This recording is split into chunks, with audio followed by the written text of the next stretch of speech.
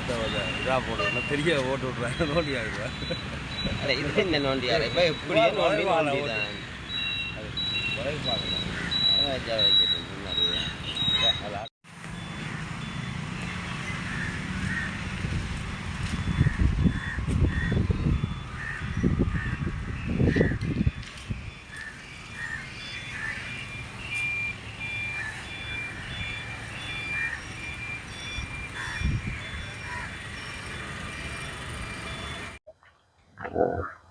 இந்த பேர் வந்து அமுதன்.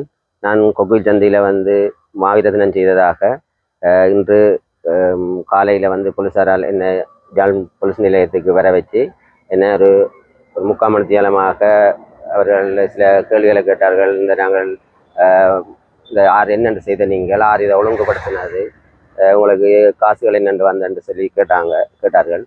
அதன் பிறகு நாங்கள் ஒரு லோ ஒன்று அடித்து முன்னுக்கு வச்சுருந்தாங்க. அது காட்டிய பூ அதுகள் எல்லாம் எங்கால் எடுத்தனீங்கன்னு நாங்கள் அதை நெட்டில் எடுத்தினாங்கன்னு சொல்லி அப்போ அது சம்மந்தமாக எங்கள்கிட்ட கேள்வியை கேட்டாங்க. அப்போ இன்னுடன் பேர் யாரும் சேர்ந்து செய்ததான்னு சொல்லி அப்போ எனது சிநேகர் ஒரு தான் எனக்கு உதவியாக நின்று இது முழு விஷயத்தையும் செய்தவர். மற்ற எங்கள்கிட்ட கொடி அடித்து நாங்கள் டெய்லர் கடையில் கொடுத்து கொடி அடிச்சினாங்க. அந்த கொடி அடித்தது அவர்களையும் போய் விசாரிச்சிருக்கிறார். ஒரு என்னென்னு சொன்னால் அதை ஒரு இனி எங்களுக்கு அதை அப்படி செய்து கொடுக்காத மாதிரிக்கு அவையையும் ஒரு இடத்துல மாதிரி அப்படி கேட்டிருக்கிறார்கள். அது எங்களுக்கு அந்த பாக்கு கண்டுகள் இனியும் செய்த ஒருத்தர் அந்த இறந்தவர்கள் நினைவாக கொடுக்குறதுக்கு அவையையும் போய் விசாரணை செய்தார்கள். இன்று எங்களை 3/4 மணி நேரம் அளவில் விசாரணை செய்து இப்போ மணிவண்ணன் சார் எங்களை என்ன பிரச்சனை நடந்துன்னு கேட்டு எங்களை வெளியில் வந்துட்டோம். கடந்த 2-3 தினங்களாக யாழ்ப்பாணம் போலீசார் கொக்குவில் சந்தி பகுதியிலே மாவீரர்களை அல்லது இறந்தவர்களை நினைவு கூர்ந்தவர்களை விசாரிக்கின்ற செயற்பாடுகளை முன்னெடுத்திருந்தார்கள். கொக்குவில் சந்தி பகுதியிலே கடைகளை வைத்திருந்த பலரிடமும் வாக்குமூலங்களை பெற்றிருந்தார்கள். இன்றைய தினம் இவர்கள் இருவரையும் யாழ்ப்பாணம் போலீஸ் நிலையத்துக்கு வருமாறு அழைக்கப்பட்டதன் அடிப்படையில் இவர்கள் இன்றைய தினம் யாழ்ப்பாணம் போலீஸ் நிலையத்துக்கு வருகை தந்து வாக்குமூலத்தை கொடுத்திருக்கின்றார்கள்.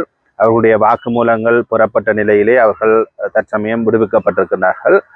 இது தொடர்பாக ஏதாவது மேலதிக நடவடிக்கைகளை அல்லது வழக்கு தொடுக்கின்ற நடவடிக்கைகளை போலீசார் செய்வார்களா இல்லையா என்பது நமக்கு தெரியாது. அவ்வாறு நடவடிக்கைகள் எடுக்கப்படுமாக இருந்தால் நாங்கள் இவர்கள் சார்பிலே வழக்கு நடவடிக்கைகளை எதிர்கொள்வதற்கு நாங்கள் தயாராக இருக்கின்றோம். இதிலே குறிப்பிடப்பட வேண்டிய ஒரு விடயம் என்னவென்றால் அனுரகுமார திசாநாயக்காவினுடைய NPP அரசாங்கம் ஆட்சி அமைக்கப்பட்ட பின்னர் இந்த நினைவேந்தல் நிகழ்வுகளை செய்வதற்கு எந்த தடையும் இல்லை அல்லது அது அவர்களுடைய உரிமை என்கின்ற அடிப்படையிலே அரசாங்கம் தெரிவித்து வந்திருந்தது. அவை பத்திரிகைகளிலும் செய்திகளாக வந்திருந்த நிலையிலே தங்களுடைய இறந்த உறவுகளை நினைவு கூறுகின்ற நிகழ்வுகளை செய்தவர்கள் அதிலும் குறிப்பாக கொக்குவில் சந்தி பகுதியிலே செய்தவர்கள் விசாரணைக்காக அழைக்கப்படுவதென்பது உண்மையிலே ஒரு இரட்டை நிலைப்பாட்டை காண்பிக்கிறது. நாங்கள் ஒரு பக்கத்தாலே அரசியல் காரணங்களுக்காக அவர்களை நினைவேந்த அனுமதிப்போம் என்பதும் நினைவேந்தல்களை செய்தவர்களை போலீஸ் நிலையத்துக்கு வரவழைத்து விசாரணைகளை செய்வதென்பதும் ஒரு முரண்நகையான ஒன்றுக்கொண்டு முரண்பாடான ஒரு விடயமாக இருக்கிறது.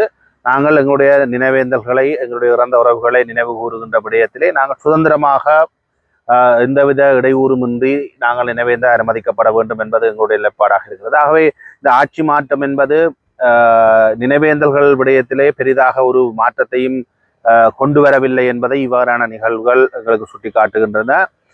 நாங்கள் எத்தகைய தடைகள் ஏற்படுத்தப்பட்டாலும் இவ்வாறான கைதுகள் இடம்பெற்றாலும் நாங்கள் அவர்கள் தொடர்பாக எதிர்காலத்திலே நாங்கள் வழக்குகளில் ஆஜராகுவதற்கு நான் தயாராக இருக்கின்றேன். அதே போன்று இவ்வாறான நினைவேந்தல்களை நாங்கள் தொடர்ந்தும் அது எங்களுடைய உரிமை.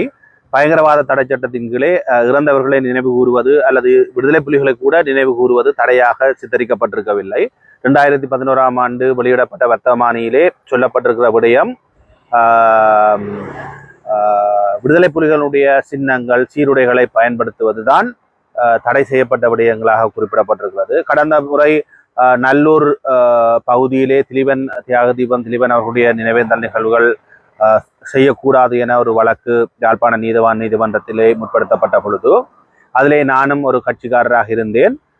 அதிலே தடையை கோரி போலீசார் பயங்கரவாத தடை சட்டத்தின் கீழும் அதன் அடிப்படையில் வெளியிடப்பட்ட வர்த்தமான பிரசுரம் தொடர்பிலும்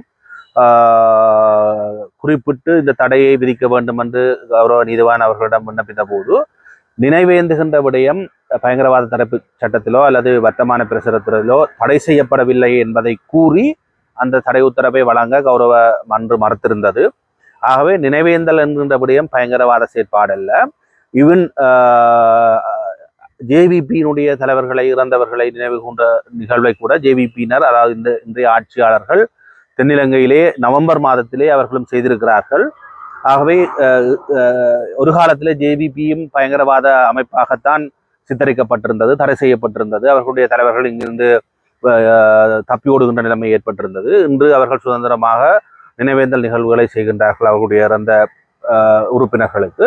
அதே போன்று தமிழ் மக்களும் தங்களுடைய பிள்ளைகளுக்கும் தங்களுடைய சகோதரங்களுக்கும் தங்களுடைய உறவினர்களுக்கும் நினைவேந்துகின்ற நிகழ்வை, கூட்டு நினைவேந்தலை சுதந்திரமாக செய்வதற்கு பயங்கரவாத தடுப்பு சட்டத்திலோ அல்லது எந்தகைய ஒரு சட்டத்திலோ இதுவரை தடை இல்லை. அந்த வகையிலே இவ்வாறான விசாரணைகளை எதிர்காலத்திலே போலீசார் செய்யக்கூடாது. அது தொடர்பிலே அரசாங்கம் உரிய நடவடிக்கை எடுக்க வேண்டும் என்பதையும் நான் இந்த சந்தர்ப்பத்திலே கேட்டுக்கொள்கின்றேன்.